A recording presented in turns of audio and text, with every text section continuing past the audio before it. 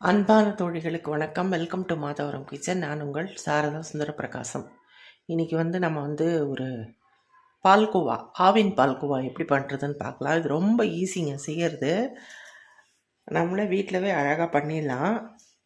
இன்க்ரீடியன்ட்ஸும் ரொம்ப கம்மி தான். வெறும் பாலும் வெல்லம் மட்டும்தான். நெய் கொஞ்சம் ஒரு 2 டீஸ்பூன் இல்லை 3 டீஸ்பூன், அவ்வளோதான். வேறு எதுவுமே இல்லை. கொஞ்சம் ஏலக்காய் பொடி, அவ்வளோதான். இதோட இன்க்ரீடியன்ட்ஸ் ரொம்ப கம்மி. ஆனால் நம்ம ஸ்டவ்வில் செய்ய போகிறோம். அதனால் அது கொஞ்சம் நேரம் ஆகும். அந்த பால் சுண்டி நமக்கு பால்கோவா ஆகிறதுக்கு ஒரு 1 ஹவர்லேருந்து 1.5 ஹவர் ஆகும். அதனால் அது வரைக்கும் பொறுமையாக வெயிட் பண்ணி நம்ம செய்யணும். அதுதான் ப்ராசஸே தவிர மற்றபடி செய்கிறது ரொம்ப ஈஸி. இது எப்படி செய்யறதுன்னு பார்க்கலாம் வாங்க. அதுக்கு நான் இது பஃபலோ மில்க்குங்க. இது எருமைப்பால் தெரியுதுங்களா? இதை தான் நான் 1 லிட்டர் எடுத்திருக்கேன். இப்போ இதை வச்சு தான் நான் செய்ய போகிறேன். எப்படி செய்யறது பார்க்கலாம் வாங்க. ஸ்டவ் ஆன் பண்ணி ஒரு நான்ஸ்டிக் கடாய் வச்சுருக்கேங்க. நான் உங்கள்கிட்ட அடிகனமான பாத்திரம் இருந்ததுன்னா அது கூட நீங்கள் வச்சுக்கலாம். கொஞ்சம் கழுவி வச்சுருக்கேன் பாத்திரத்தை. கொஞ்சம் தண்ணி ஊற்றி கொஞ்சமாக லைட்டாக கழுவி வச்சா நாங்கள் அடி பிடிக்காமல் இருக்கிறதுக்கு. நான்ஸ்டிக்குன்றதால இது அடி பிடிக்காது. இருந்தாலும்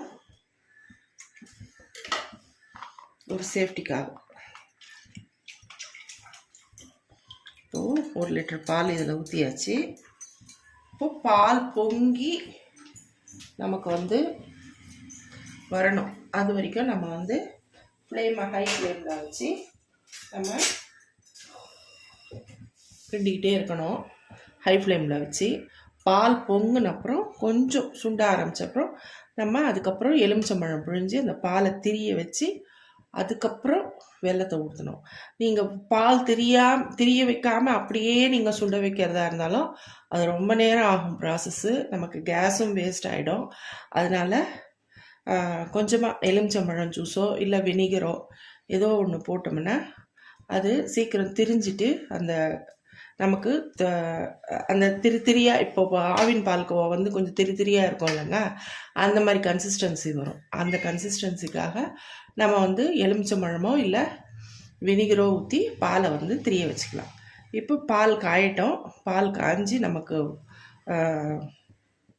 பொங்கி வந்தவுடனே நம்ம பார்க்கலாம். இப்போவும் அந்த பக்கம் பால் காய்ஞ்சிட்ருக்குதுங்க. நம்ம இந்த பக்கம் இது 2 எலுமிச்சம்பழம் எடுத்திருக்கேன் பாருங்கள். சின்ன சின்ன எலுமிச்சம்பழம் தான், நம்ம செடியில் காய்ச்ச எலுமிச்சம்பழம். இது ஜூஸ் புழிஞ்சிக்கலாம். இந்த பக்கம் ஜூஸ் புழிஞ்சு ரெடியாக வச்சுக்கலாம்.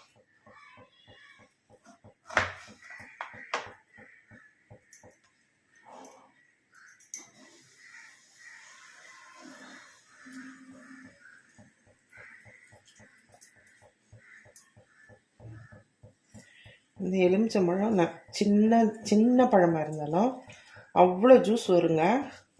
ஒரு பழத்துலவே நம்ம ஆழக்கரிசி லெமன் ரைஸ் பண்ணலாம். இந்த பழத்தில் நம்ம ஆழக்கரிசி கலரலாங்க. அவ்வளோ புளிப்பாக இருக்கும், அவ்வளோ ஜூஸ் வரும். எங்கள் சின்ன செடி தான் அது. ஆனால் அவ்வளோ காய் காய்க்குது.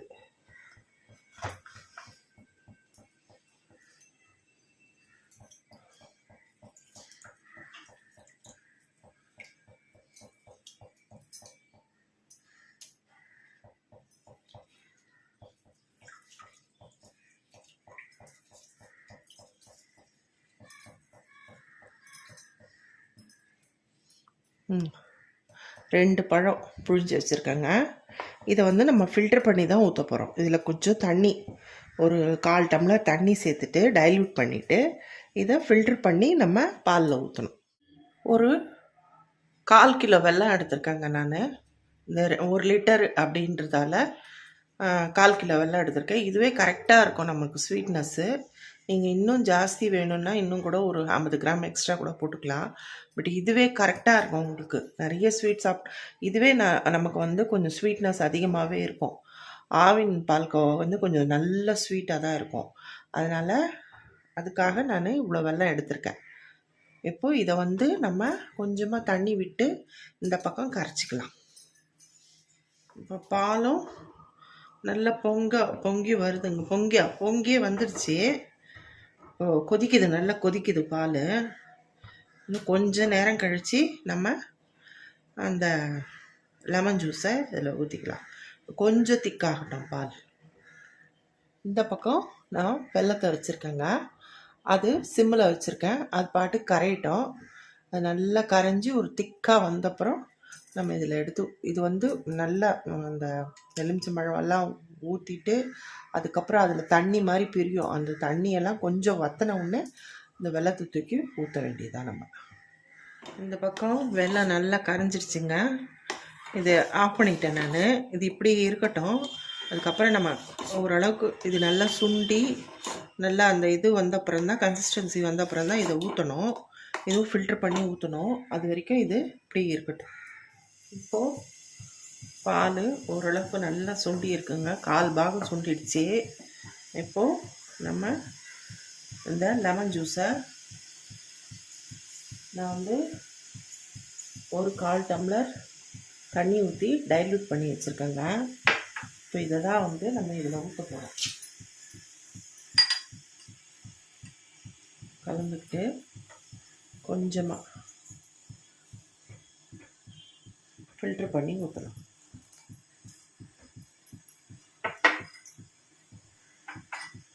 கொஞ்சம் ஊற்றுங்க. ஊற்றின அப்புறம் அது கர்டில் ஆக ஆரம்பிக்கும். அதுக்கப்புறம் ரொம்ப அதாவது இதிலவே நல்லா திரிஞ்சு வந்துருச்சுன்னா போதும். இல்லை தெரியல உங்களுக்கு பால் அப்படின்னா இன்னும் கொஞ்சம் நம்ம ஊற்றிக்கலாம்.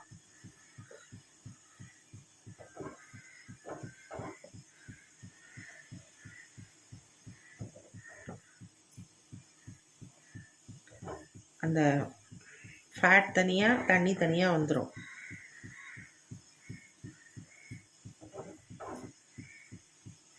நமக்கு இன்னும் அந்த மாதிரி கன்சிஸ்டன்சி வரல. அதனால் இன்னும் கொஞ்சம்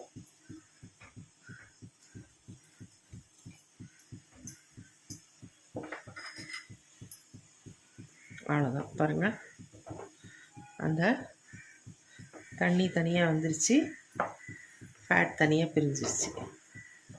அவ்வளோதாங்க. இப்போ இது வந்து நமக்கு அந்த தண்ணியெல்லாம் சுண்டி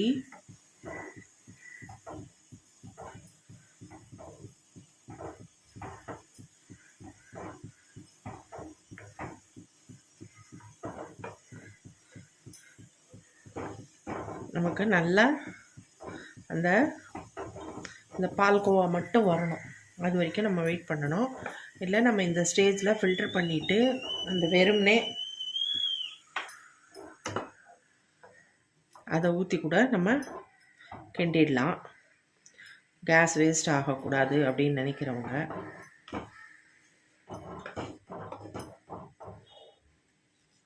இப்போ ஃபுல் ஃப்ளேமில் வைங்க. ஃபுல் ஃப்ளேமில் வச்சிங்கன்னா உங்களுக்கு நல்லா வந்து இந்த வாட்டர் வந்து கடகடன்னு சுண்ட ஆரம்பிச்சிடும். ஒரு 4 ஏலக்காயை அந்த உள்ளே இருக்கிற விதை மட்டும் எடுத்து போட்டு 1 ஸ்பூன் சர்க்கரை போட்டிருக்கேங்க. இப்போ இதை தூள் பண்ணிட்டு வந்துடலாம். சாரிங்க, இந்த நான் வீடியோ பட்டன் ஆன் பண்ணாமல் நான் வந்து வெல்லத்தை ஊற்றிட்டேன். சாரிங்க. வெல்லம் இப்போ வந்து வெல்லம் நான் நல்லா கரைய வச்சுருந்தேன். அந்த வெல்லத்தை வந்து ஊற்றிட்டேங்க. இப்போது ஊற்றுன உடனே கன்சிஸ்டன்சி வந்து கொஞ்சம் தின்னாயிடுச்சு. இப்போ கொஞ்சம் நேரம் நல்லா கொதிக்க வச்சோம்னா அந்த வெள்ளைப்பாகு வந்து வந்துடும். வெள்ளைப்பாகு வந்தவுடனே உங்களுக்கு திக்காயிடும். நம்ம இப்படி நல்லா இது பண்ணிக்கிட்டே இருந்தோம்னா இந்த பெருசாக இருக்கிறதெல்லாம் நல்லா நமக்கு சின்னதாக ஆகிடும். அதை கிரெயினியாக ஆகிடும். நமக்கு ஆவின் பால்கோவா எப்படி இருக்கும் அதை மாதிரி வந்துடும். இப்போ கலந்து விட்டுக்கிட்டே இருந்தோம்னா நான் அதாவது இந்த வடிகட்டி ஊற்றுறது லைட் ஆன் பண்ணேன், மைக் ஆன் பண்ணேன், ஆனால் வீடியோ பட்டன் ஆன் பண்ணாமல் விட்டுட்டேன். சாரிங்க. அதனால் அந்த ஒரு சின்ன கிளிப்பு உங்களுக்கு மிஸ் ஆகிடுச்சு. நான் வெல்லத்தை வடிகட்டி ஊற்றிட்டேன். இப்போ இது நல்லா சுண்டி வரட்டுங்க. இந்த பாருங்கள், நல்லா வந்துருச்சுங்க. இதுதான் ஸ்டேஜு. இப்போ இந்த ஸ்டேஜில் நம்ம கொஞ்சமாக நெய் ஊற்றிட்டு ஒரு 2 ஸ்பூன் நெய்,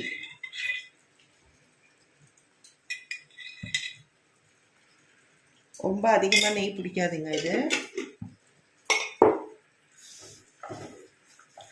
இந்த ஸ்டேஜில் இருக்கும்போதே இறக்குனா தான் உங்களுக்கு வந்து ஆவின் பால்கோவா மாதிரி அது சாப்பிடும்போது நமக்கு ரூம் டெம்பரேச்சருக்கு வந்து நம்ம சாப்பிடும்போது நமக்கு கரெக்டாக இருக்கும்.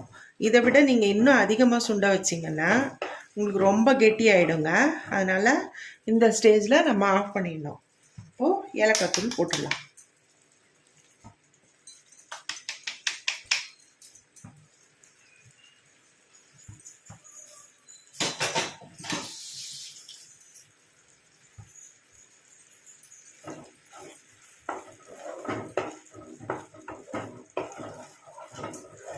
அவ்வளோதாங்க.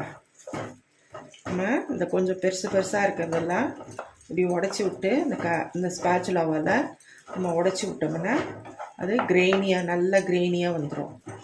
நம்ம ஆவின் பால்கோவாவில் எப்படி இருக்குது அந்த மாதிரி.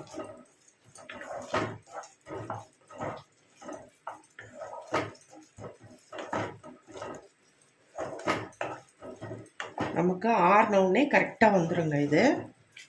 இப்போது இந்த ஸ்டேஜில் நான் ஆஃப் பண்ணிடுறேங்க. அவ்வளோதாங்க. பாருங்கள், ரூம் டெம்பரேச்சருக்கு வந்துருச்சு. எவ்வளோ சூப்பராக இருக்குது பாருங்கள் ஆவின் பால்கோவா. டேஸ்ட்டும் அதே மாதிரி தாங்க இருக்கும். நம்ம ஆவினில் நீங்கள் உங்களுக்கு வெல்லம் வேண்டாம் அப்படின்னு நினச்சிங்கன்னா நீங்கள் சுகர் கேரமலைஸ் பண்ணி கூட அதை கூட ஊற்றலாம். அது கூட ரொம்ப நல்லாயிருக்கும். ஆனால் நான் வெல்லத்தில் பண்ணியிருக்கேன் இன்றைக்கி. டேஸ்ட் அருமையாக இருக்குது. அதாவது நான் அதில் ட்ரான்ஸ்ஃபர் பண்ணும்போது கொஞ்சம் சாப்பிட்டேன். அதில் இந்த கடாயிலேருந்து எடுத்து சூடாக ரொம்ப நல்லா இருக்குங்க. இதே மாதிரி நீங்களும் உங்கள் குழந்தைங்களுக்கு செஞ்சு கொடுங்க. இந்த ரெசிபி உங்களுக்கு பிடிச்சிருந்தா லைக் பண்ணுங்கள், ஷேர் பண்ணுங்கள், கமெண்ட் பண்ணுங்கள். மறக்காமல் ப்ளீஸ் ப்ளீஸ் ப்ளீஸ் சப்ஸ்கிரைப் பண்ணிவிடுங்க. Thank you friends.